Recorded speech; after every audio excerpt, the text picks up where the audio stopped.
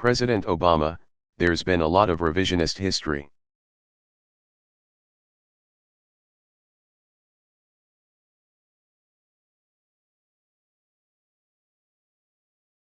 Sometimes by the same people making different arguments depending on the situation.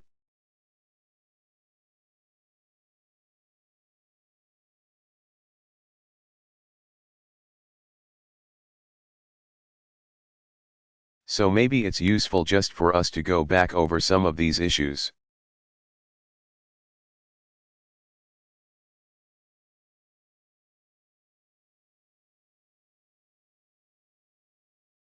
We did not depose Hosni Mubarak.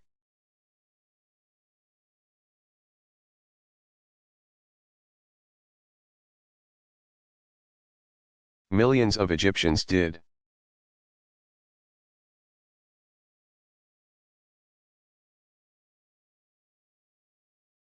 Because of their dissatisfaction with the corruption and authoritarianism of the regime.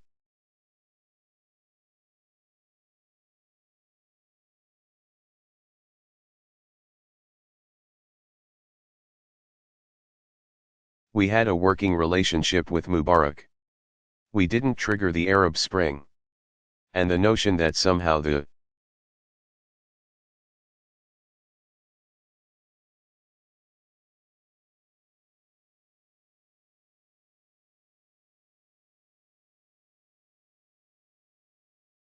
US was in a position to pull the strings on a country that is the largest in the Arab world, I think, is mistaken.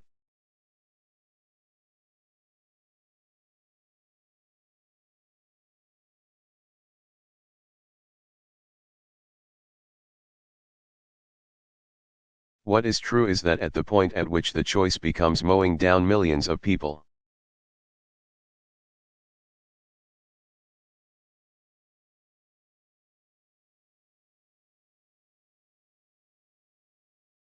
or trying to find some transition we believed,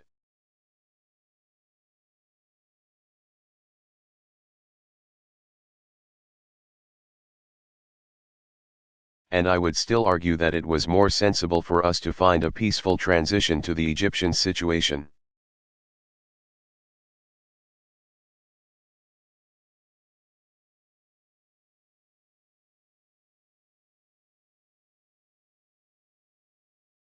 With respect to Libya, Libya is sort of an alternative version of Syria in some ways.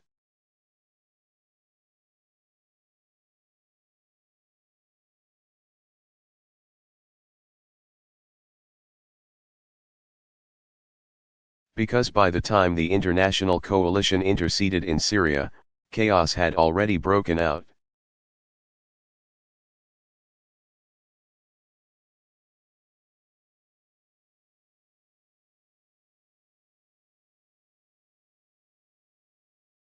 You already had the makings of a civil war.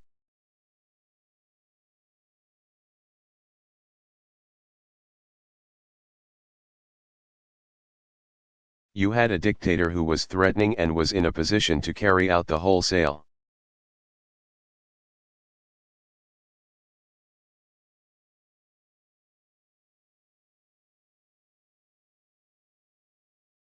Slaughter of large numbers of people. And we worked under UN mandate with a coalition of folks.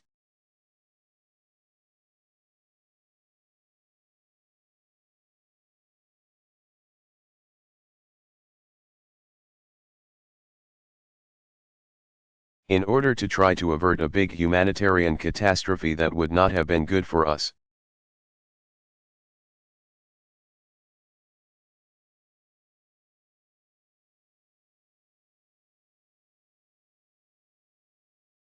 Those who now argue, in retrospect, we should have left Gaddafi in there seem to forget.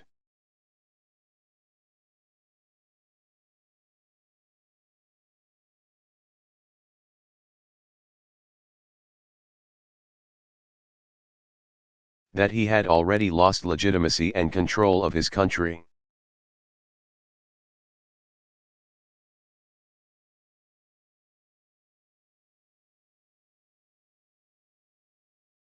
And we could have, instead of what we have in Libya now, we could have had another Syria in Libya now.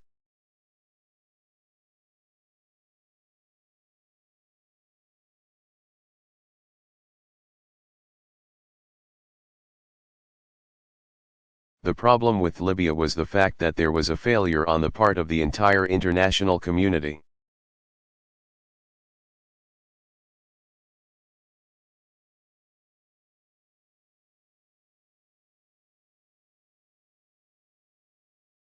And I think that the United States has some accountability for not moving swiftly enough and underestimating.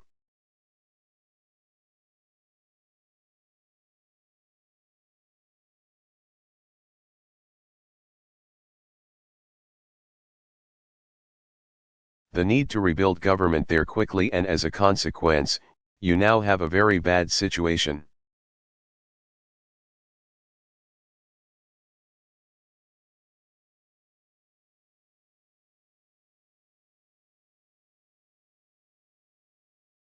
And as far as Syria goes, I think it is entirely right and proper.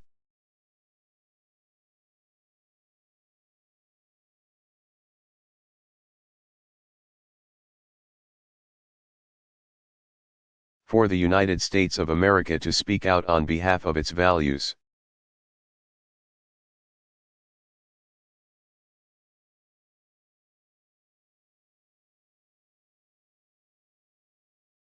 And when you have an authoritarian leader that is killing hundreds of thousands of his own people,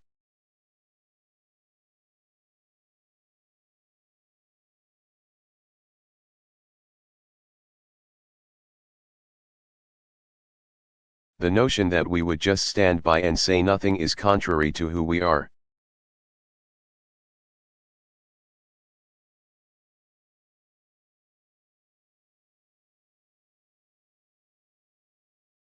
And that does not serve our interests because, at that point,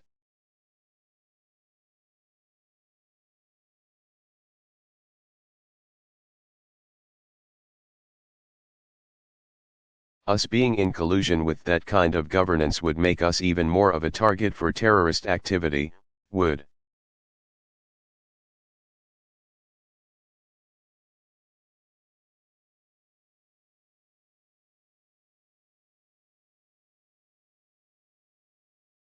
Question: do you think that government can try to stop extremists from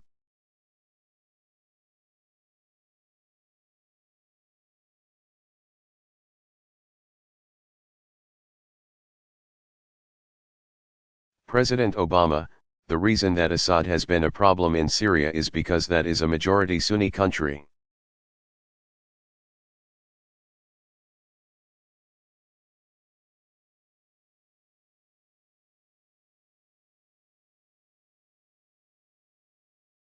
And he had lost the space that he had early on to execute an inclusive transition, peaceful transition.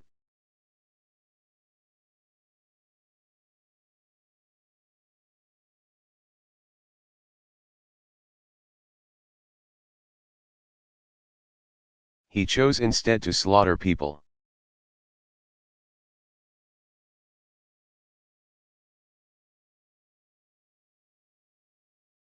And once that happened, the idea that a minority population there could somehow crush tens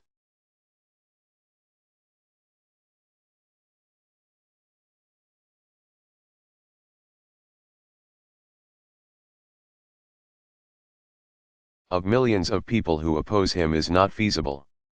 It's not plausible. Even if you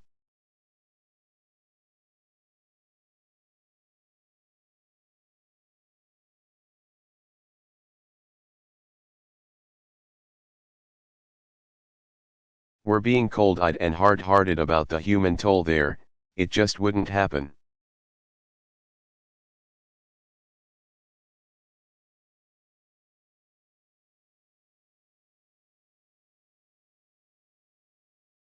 And as a consequence, our view has been that you cannot bring peace to Syria.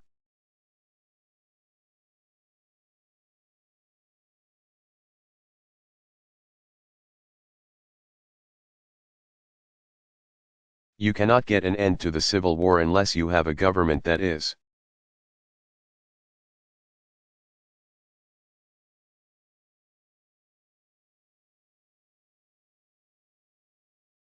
recognized as legitimate by a majority of that country.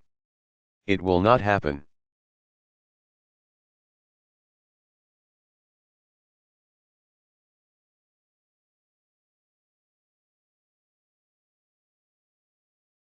And this is the argument that I've had repeatedly with Mr.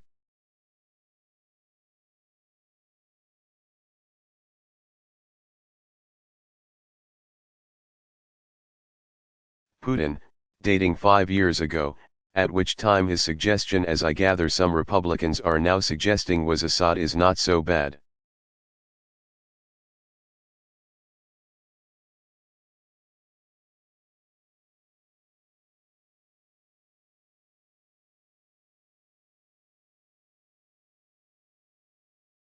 Let him just be as brutal and repressive as he can, but at least he'll keep order.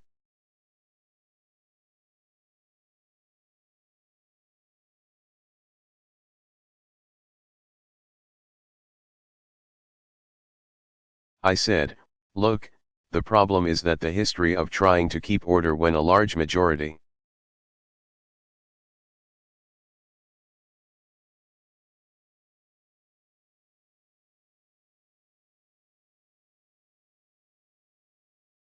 of the country has turned against you is not good. And 5 years later, I was right.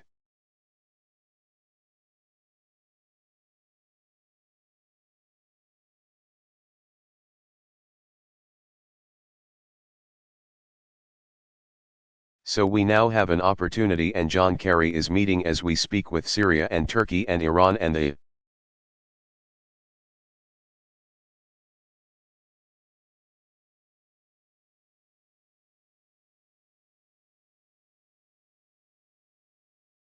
Gulf countries and other parties who are interested. We now have an opportunity not to turn back the clock.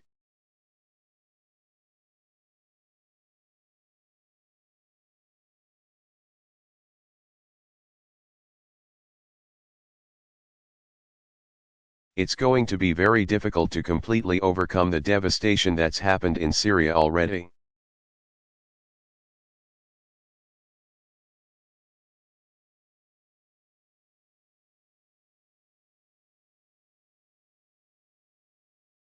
But to find a political transition that maintains the Syrian state, that recognizes there are a bunch of stakeholders inside of Syria.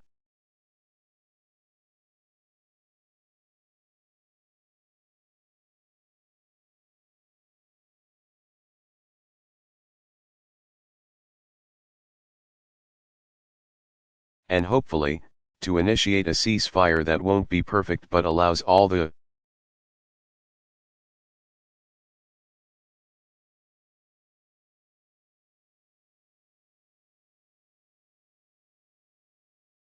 parties to turn on what should be our number one focus, and that is destroying Daesh and its allies in the region.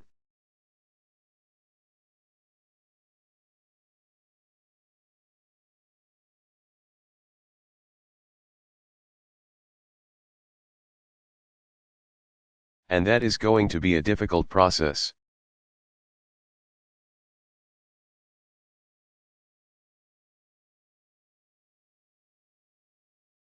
It's going to be a painstaking process.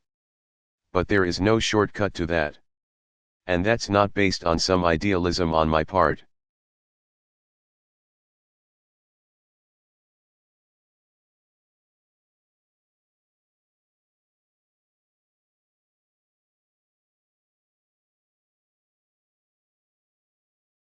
That's a hard-headed calculation about what's going to be required to get the job done.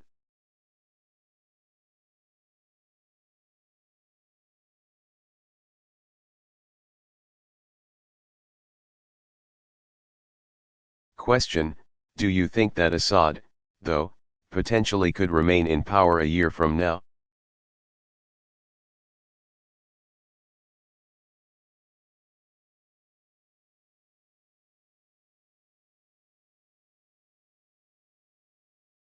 President Obama: I think that Assad is going to have to leave in order for the country to stop the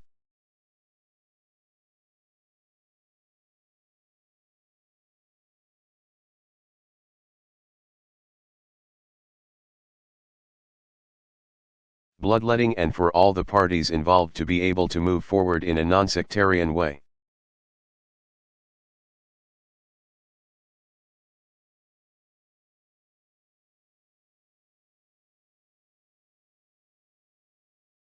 He has lost legitimacy in the eyes of a large majority of the country.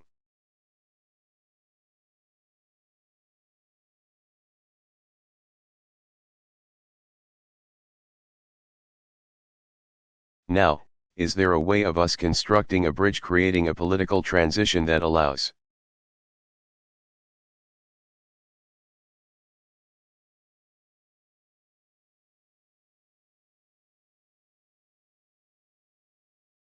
those who are allied with Assad right now, allows the Russians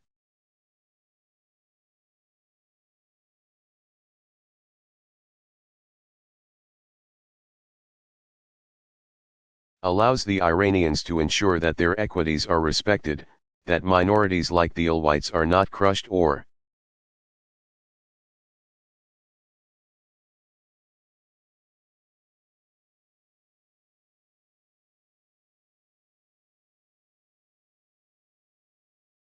retribution is not the order of the day. I think that's going to be very important as well.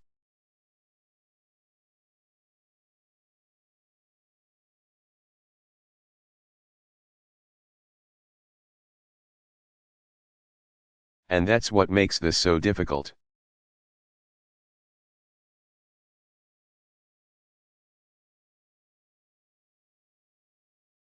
Sadly, had Assad made a decision earlier that he was not more important personally than his entire country,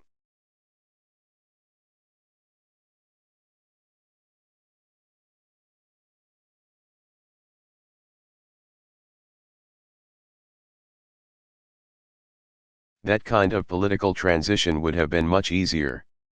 It's a lot harder.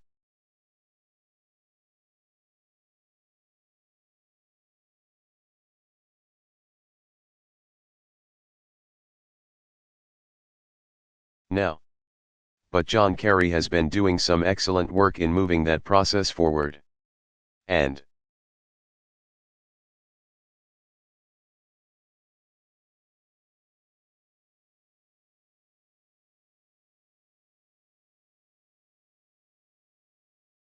I do think that you've seen from the Russians a recognition that, after a couple of months,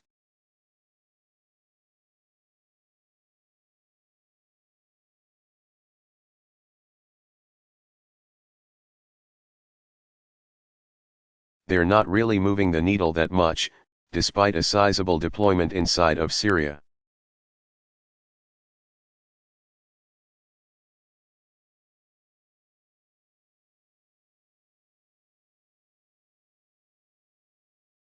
And of course, that's what I suggested would happen because there's only so much bombing.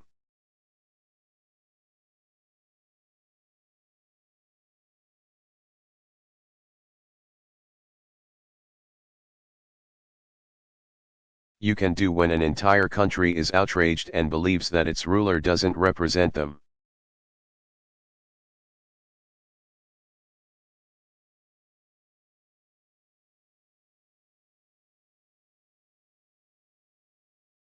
Cheryl Bolan.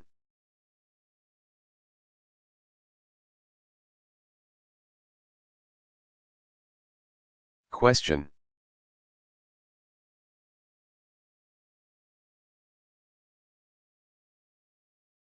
President Obama, well, first of all, it's important to give some credit where credit is due.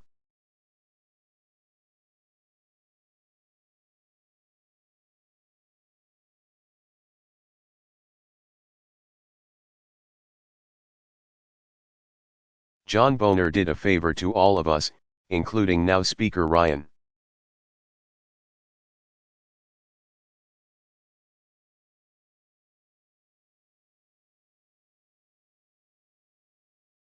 By working with us to agree on a top-line budget framework.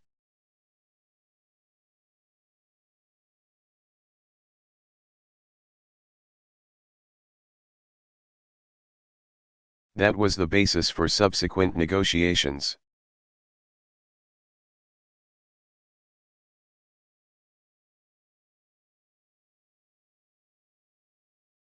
He was able to do that because he was going out the door, and was then given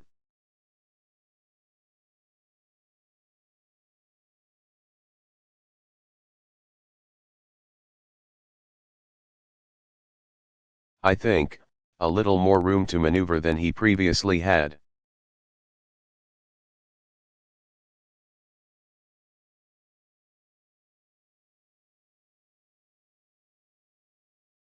Having said that, I also want to give Speaker Ryan credit.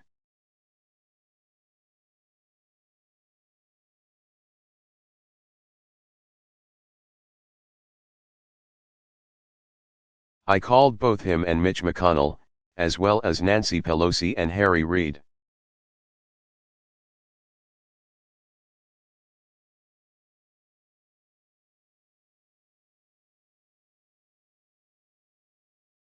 For the orderly way in which they actually negotiated a budget the way Congress is historically and typically supposed to work.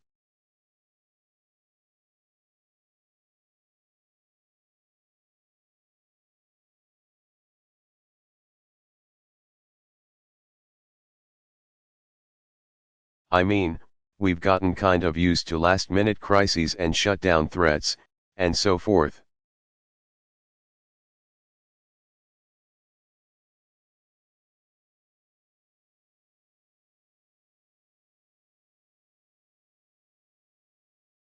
And this is a messy process that doesn't satisfy everybody completely.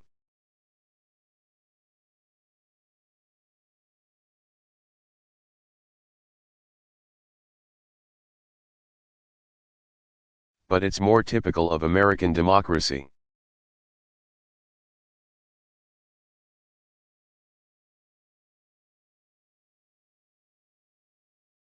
And I think that Speaker Ryan deserves a role in that.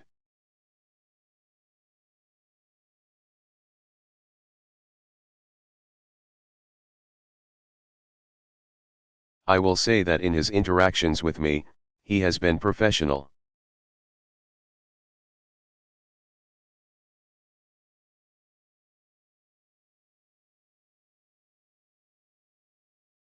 He has reached out to tell me what he can do and what he cannot do.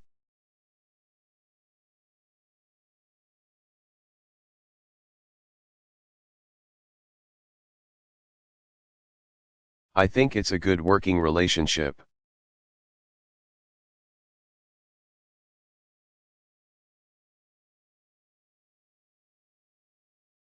We recognize that we disagree on a whole bunch of other stuff and have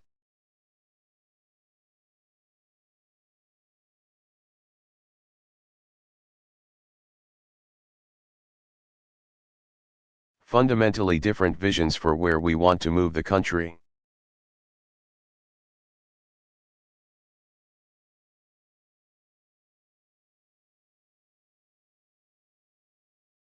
But perhaps because even before he was elected he had worked on Capitol Hill.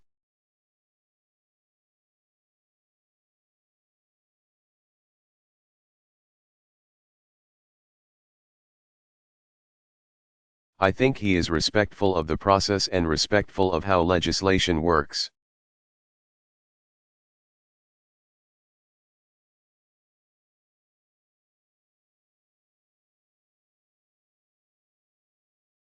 So kudos to him, as well as all the leaders and appropriators who were involved in this process.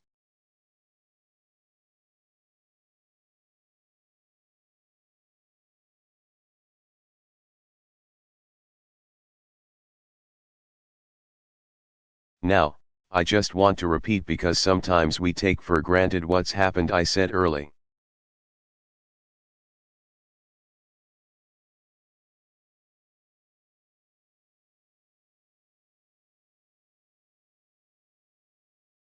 On in this process that I wasn't going to sign a budget that did not relieve sequester.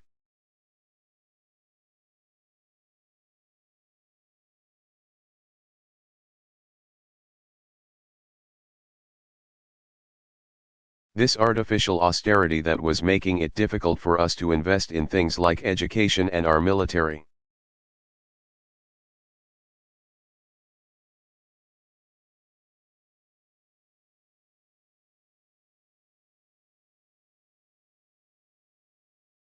And I said I would not accept a lot of ideological riders.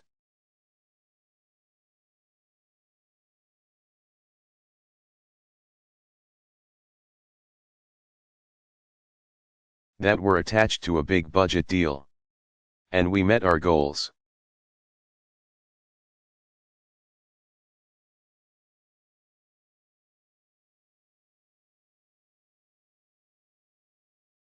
And because of some terrific negotiations by the Democrats up on Capitol Hill, and I think some pretty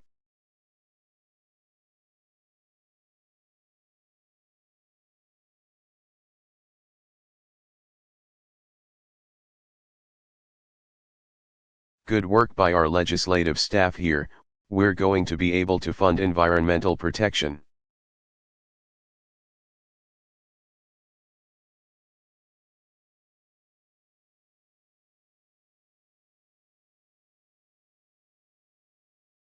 We're going to be able to make sure that we're investing in things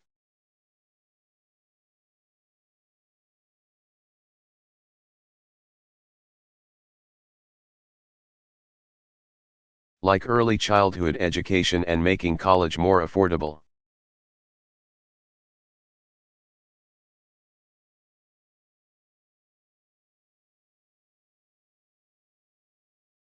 We're going to be able to implement the Clean Power Plan rule.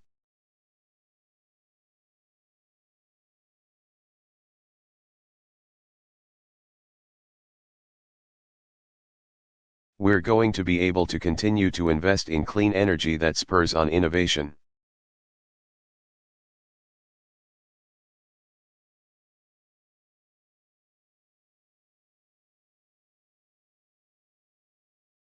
We're going to be able to make sure that our military gets the equipment and the training.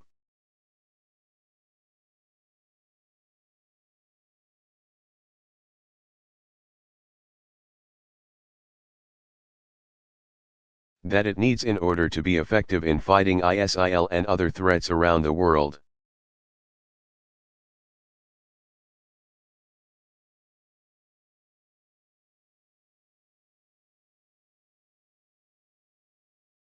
So it was a good win.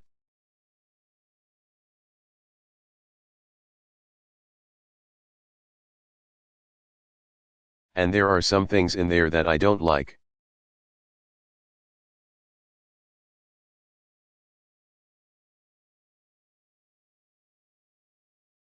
But that's the nature of legislation and compromise. And I think the system worked.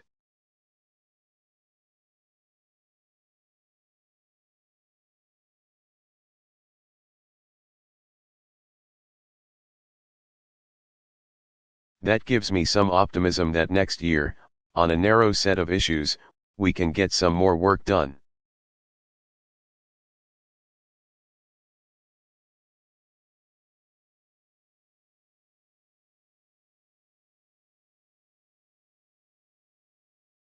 Now, as David said, it's an election year.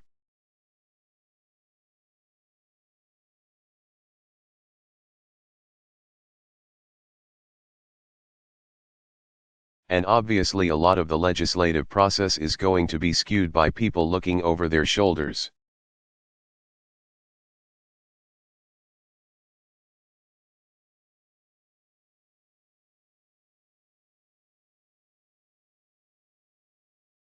Worrying about primaries, trying to position themselves relative to the presidential candidates.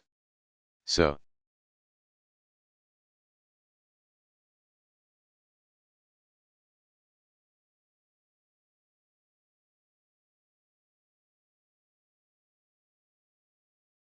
that makes it harder.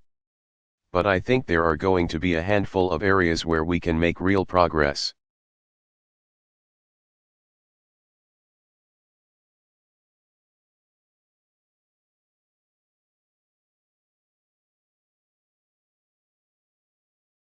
One of them you already mentioned, Trans-Pacific Partnership.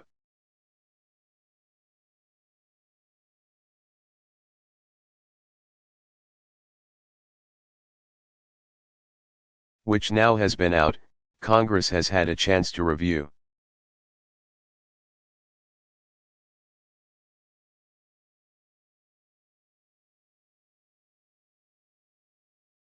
And it meets the bar that I set. It is consistent with what I promised, which is the most pro-labor.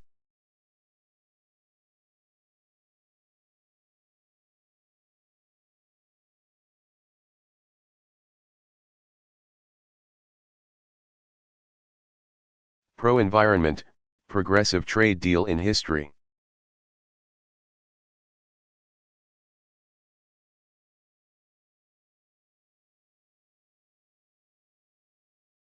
That eliminates just about every tariff on American manufacturing goods in countries that up until this point have charged a tax.